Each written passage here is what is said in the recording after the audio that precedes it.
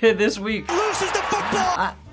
I honestly thought I'd be making a video called not the worst game I'd ever seen. I thought Denver was going to get an ugly win against the lowly Jets. But again, I'm reminded that hope is the worst thing you can have as a fan of a bad football team.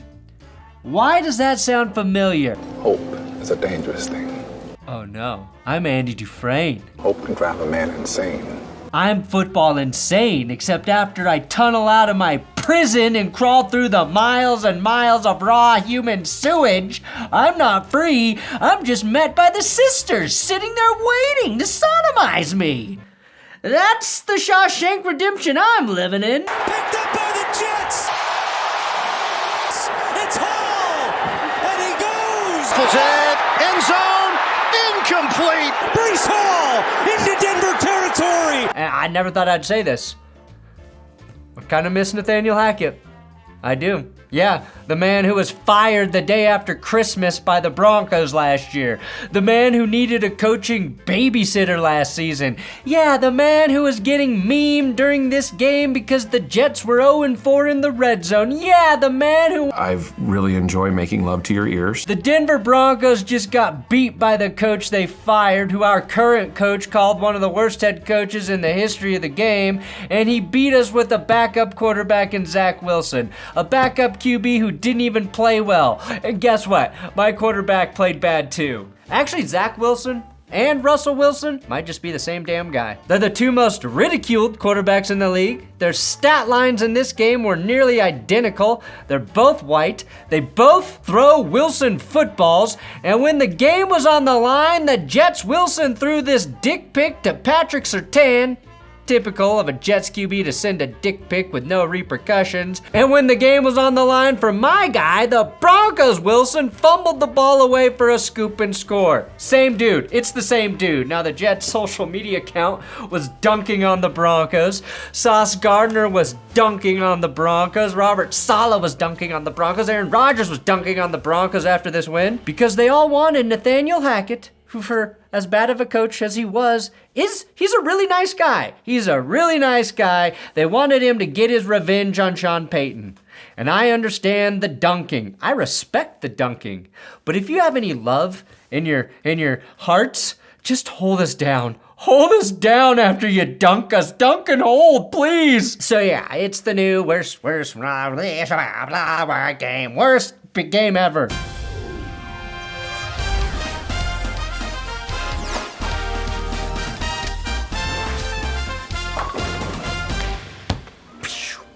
If you want to experience hell on earth with me, subscribe. I do have these shirts for Broncos fans. A lot of you have already bought them. I'm sure more of you want them now. I'm dying inside. And hey, Jets fans, I know you got the win today, but let's be honest. It's not going to be like this every week. I got some shirts for you too. Got some ayahuasca Jet shirts.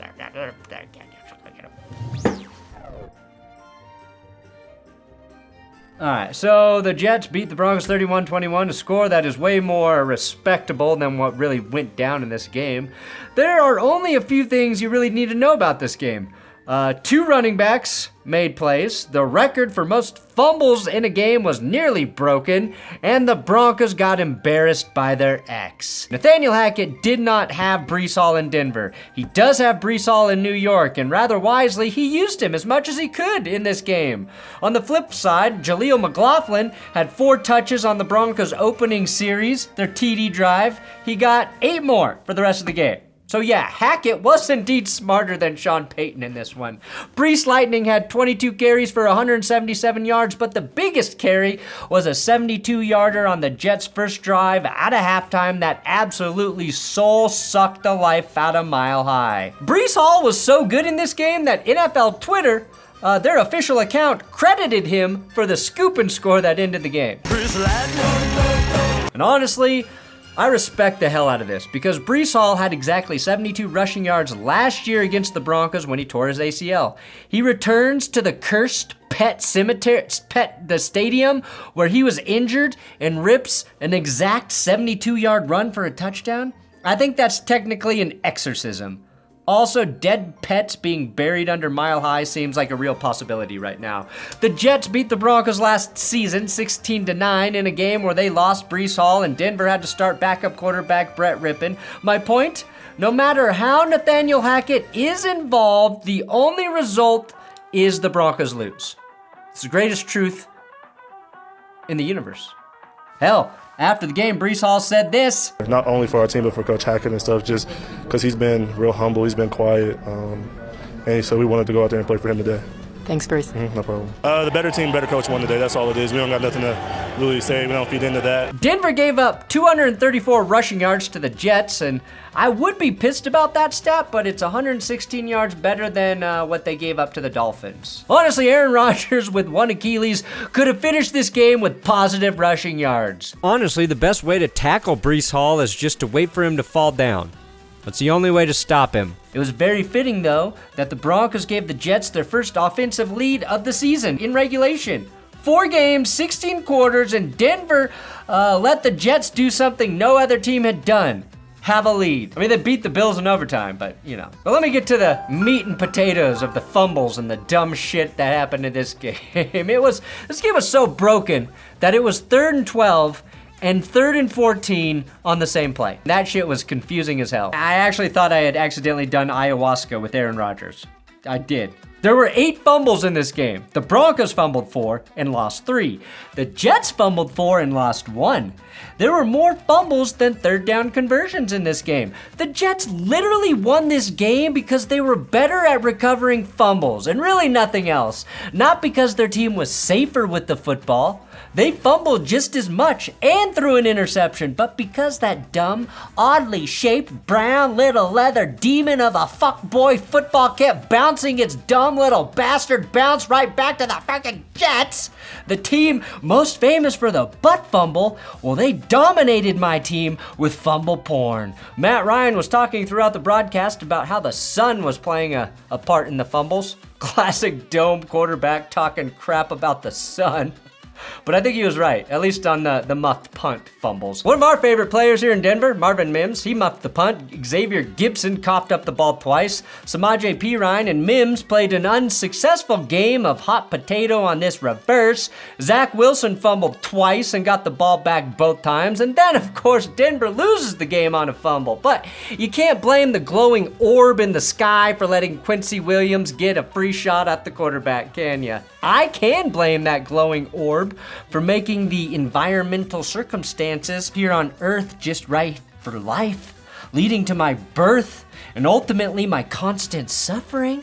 Fuck you, son. The nighttime is the right time. Russell Wilson made the least aware play of the year, I think. He sat in the end zone like he was at the 50-yard line here for an eternity, only to be sacked for the safety. The Jets' offense scored because of Broncos' mistakes.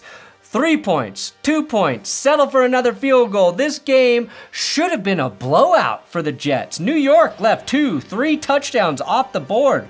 They finished one of their best offensive drives of the game by running out of freaking time and not scoring at the end of the half. A shame because Greg Zuerlein was getting real good at kicking field goals under 30 yards. In fact, the first 6 field goals in this game were all for 30 yards or less. So this game took one of the most boring ways to score points, the field goal, and made it even more boring. 27-yard field goal. It came down to which team was going to be most willing to beat a dirty little piggy and roll around in the slop. I know how you kids like them sloppy. And the Jets were that team. They played a very ugly game themselves. From classic blunders like running out of time and field goal range at the end of the first half to targeting Pat Surtain on their last drive with a lead and in field goal range. By the way, the Jets gave the game ball to the guy who decided to throw in that situation. That's not great either, Jets. It's not. Both teams were abysmal in the red zone, especially the Jets, who had 4 trips to the red zone and came away with a grand total of 9 points. Now, the Broncos, of course, weren't much better down there in the second or third quarter.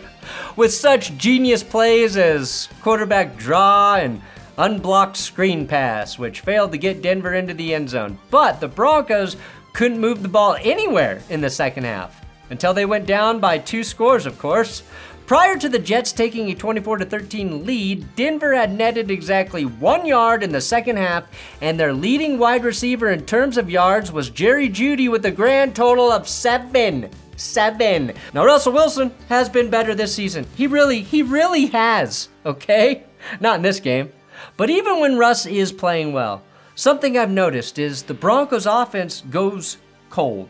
Colder than their ice-cold helmets. It happens once a game for a stretch, a quarter and a half. They go ice cold. In this game, the Broncos produced this series of possessions in the second half. 3 plays, 4 net yards, punt. 3 plays, -4 net yards, punt. 3 plays, -6 net yards, punt. 2 plays, -10 yards, fumble. 3 plays, -2 net yards, punt. The only way those numbers result in a net positive is if Brett Favre's tax guy is doing the counting. Here's what's horrific for me as a Broncos fan. I watched Zach Wilson throw an incredibly dumb pass that should have set up my team's game-winning or tying drive, only to see it followed by a strip sack and a scoop and score. When Russell Wilson is good, nobody notices because the Broncos lose anyway. When Russell Wilson is bad, it's magnified because the way in which the Broncos lose is an endless stream of one-upping itself in incompetence. Russ fumbled because he was carrying the ball like a loaf of bread. I mean, pretty much everybody eats bread. Now shut up! Shut the hell up about the bread! Not everybody likes it. Gluten intolerant people, carb conscious people, they hate that shit. Carry the ball like a baby you don't want to drop, unless it's this baby. You can do a lot of crazy things in sports, but you can't publicly shit on a genuinely nice guy, and that's what Sean Payton did. It's exactly what fueled and created the happening. Sean Payton gave the Jets the fuel. Not the jet fuel, that's illegal, but if you think they didn't use his dumb words as motivation, just listen to CJ Uzomah before the game. That coach made this shit personal. Well, fuck him and fuck them. This ain't about them. It's about us getting back on the right track. Let's win this bitch for Harry. Come on. CJ, you fucked us too. You fucked us fans too, CJ. The Jets named Nathaniel Hackett an honorary captain before the game, and he got a game ball after the game. I admire the team unity that displays, even if he didn't really earn the game ball. 5 weeks into the season, Denver has lost to their former head coach, Josh McDaniels, their former defensive coordinator and interim head coach, Jack Del Rio, their former head coach, Vic Fangio, their former ball boy, Mike McDaniel, and finally, their former head coach, Nathaniel Hackett. In week 15, we're playing the Detroit Lions, and our former head coach, John Fox, is an assistant there. And rest assured, we will lose that game as well. In conclusion, the only thing the Broncos have done in the last 7 years well are these uniforms. These beautiful, beautiful uniforms. I mean, they're gorgeous. But I couldn't even appreciate that today. I didn't even mention it until the very end here. I mean, it would be like introducing your stunning wife who is a supermodel like this. Hi, this is my wife, Ashley. Careful, don't let her bring you a drink. She'll just drop it 4 times before she gets back to the dining room. We've been married forever, but you know what? Can't really even remember. I can't remember why anymore. Shit. Thanks for watching That's Good Sports. Please subscribe here. Thanks for watching the new worst game ever. If you missed the last new worst game ever, it's up here on the YouTube channel.